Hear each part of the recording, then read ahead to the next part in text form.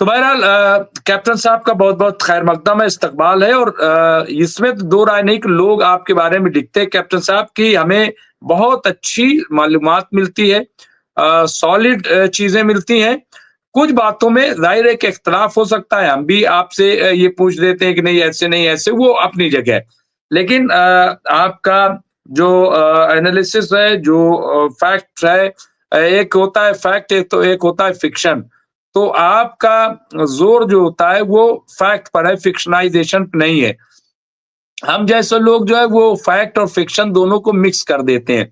तो थोड़ा-सा नरेशन उसका एक अलग तरीके का हो जाता है, बात वही होती है। तो कैप्टन साहब सबसे पहले आपसे सुन लेते हैं कि आज की क्या अपडेट्स हैं, क्योंकि मुझे बड़ा अच्छा लगता है कि आप बाकायदा अपडेट्स भी लेकर के आते हैं और उसके बाद फिर गुफ्तगू करूँगा आज कई इम्पोर्टेंट चीज़ें हैं। जी।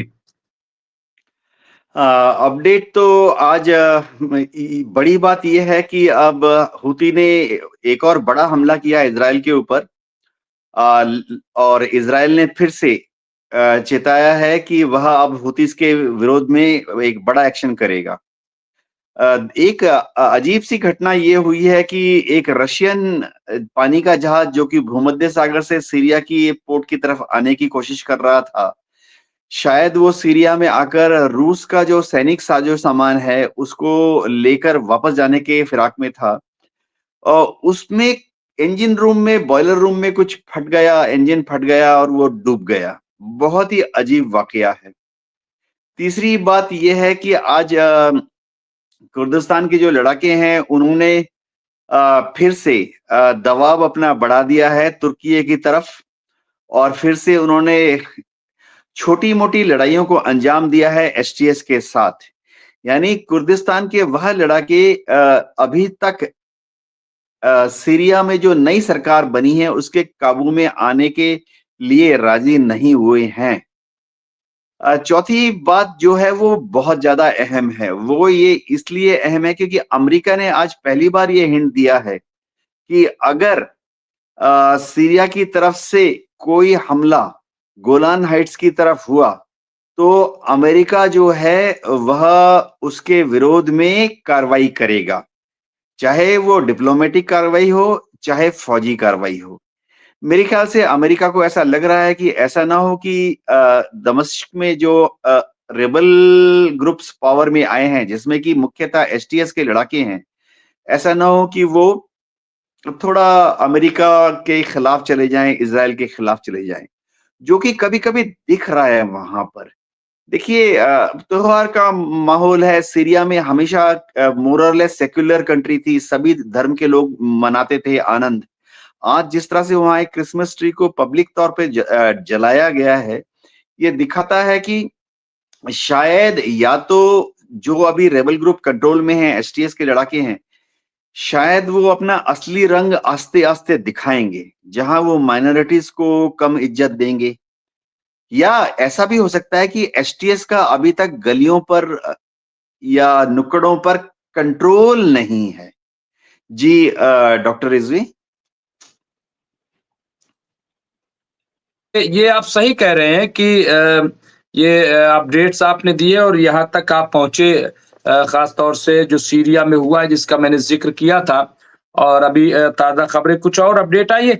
एक खबर आज जो काफ़ी गर्म है, वो ये कैप्टन साहब कि बार-बार ईरान का ज़िक्र आ जाता है। सबसे पहले मैं चाहूँगा कि ये जो सीज़ फायर है, क्या आपको लग रहा है कि सीज़ फायर जो बहुत करीब गज़ा और इज़राइल के बीच है, क्या वो सीज़ फायर हो जाएगा? क्योंकि ऐसा लगता नहीं है। आज फिर हमास ने जो है वो अटैक किया यानी जवाबी कार्रवाई की और ऐसा लग रहा है कि जो है यूनाइट जो है या वो हो रहा है। तो क्या लग रहा है आपको कैप्टन साहब कि कहाँ पे बात फँसी हुई है? ये जो इज़राइल के प्राइम मिनिस्टर नेतन्याहू वो बाधा बने हुए हैं या हमास या कोई और ताकत, कहाँ पे रुकावट कहाँ पे आ रही है? डॉक्टर रिज़वी इस पूरे लड़ाई को हम 2 सेंटेंस में डिस्कस कर सकते हैं। एक, सीज़ फायर होना चाहिए, इसमें कोई शक नहीं है। ताकि दोनों तरफ जो सिविलियंस, खासतौर से गजा में जो सिविलियंस मारे जा रहे हैं, वो बंद होना चाहिए। दूसरा सेंटेंस बहुत क्लियर है, बहुत सिंपल सेंटेंस है कि गजा के लोग, गजा में जो फिलिस्तीन के लोग रहते हैं, उनको अपना हक मिलना चाहिए, जो कि टू स्टेट नेशन थ्योरी के अंतर्गत आता है और बहुत क्लियर है। इज़राइल के प्रधानमंत्री थे एक यित्ज़हाक राबिन, उन्होंने 1992 में और 1995 में टू स्टेट नेशन थ्योरी पर साइन कर दिया है। ये अलग बात है कि कुछ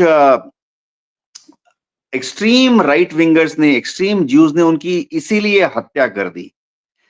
अगर आप ये दो सेंटेंस हमेशा जहन में रखें, कोई भी चाहे चाहे वो इज़राइल की तरफ हो, चाहे वो गजा की तरफ से बात करे, कि सीज फायर होना चाहिए और गजा के लोगों को उनका हक मिलना चाहिए, इसके बाद पूरा कहानी बहुत आसान हो जाती है। जब तक गजा में इज़राइल हमला करता रहेगा, तब तक गजा के लोग हैरान रहेंगे, परेशान रहेंगे। हमास को बदले में कुछ तो करना पड़ेगा। अगर इज़राइल हमास के ऊपर 100 बड़े-बड़े बम गिराता है, हम देख रहे हैं, क्योंकि हर रोज कभी 50, कभी 100 लोग वहां पर शहीद हो रहे हैं गजा में। तो हमास को कुछ तो करना पड़ेगा। तो इज़राइल के 100 बड़े-बड़े बॉम्ब्स के जवाब में गजा में हमास कुछ हमले छोटे-मोटे कर देती है। गौरतलब बात ये समझना पड़ेगा कि अगर आप इनका ट्रेंड देखें, जब ये लड़ाई शुरू हुई थी तो हमास के जो रॉकेट थे वो हाइफा की तरफ लॉन्च होते थे, तेल अवीव की तरफ लॉन्च होते थे या इजरायली सेटलमेंट की तरफ लॉन्च होते थे। लेकिन अब वो हमले करने की जो ताकत है वो हमास में रही नहीं। हमास जो अभी हमले कर रहा है, बहुत छोटे-छोटे हमले होते हैं। गजा के अंदर ही जो आईडीएफ के टैंक या तोप हैं या बख्तरबंद गाड़ियां हैं या आईडीएफ के जो जमीनी ट्रुप्स हैं, उनके ऊपर गजा के अंदर हमले हो रहे हैं, बहुत छोटे हमले हो रहे हैं। तो अगर ऐसा ही चलता रहा तो सीज फायर करने में दिक्कत आएगी। और क्योंकि मैं एक मिलिट्री मैन था, देखिए नेतन्याहू ने बहुत क्लियरली बताया है कि अगर हमास 1 फेंकेगा तो इज़राइल 10 फेंकेगा।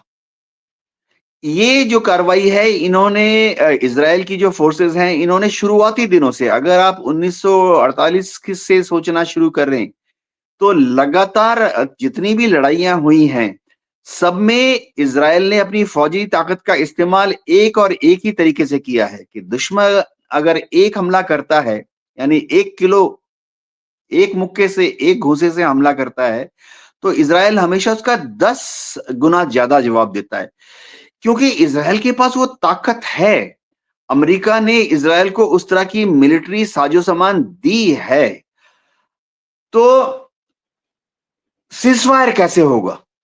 सीज़फायर दुनिया में जहां पर भी हुए हैं, 2 तरह से होते हैं। एक तो जो पक्ष जीत रहा है, यानी जो पक्ष ताकतवर है, वो कहता है मैं जीत गया हूं, मैं ताकतवर हूं, मैं सीज़फायर कर रहा हूं।